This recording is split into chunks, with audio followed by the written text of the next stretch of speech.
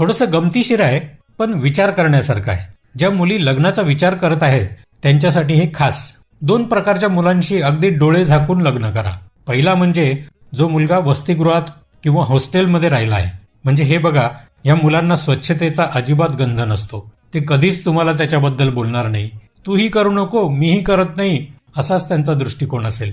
आणि ह्याचा दुसरा फायदा म्हणजे वसतिगृहाच्या खानावळीत त्यांनी ज्या प्रकारचे अन्न खाल्लेले असते त्यापुढे त्यांना तुम्ही काहीही बनवून दिलं तरी स्वर्गसुखाचा अनुभव येईल. दुसऱ्या प्रकारचा मुलगा म्हणजे ज्याला एक लहान बहीण आहे तो.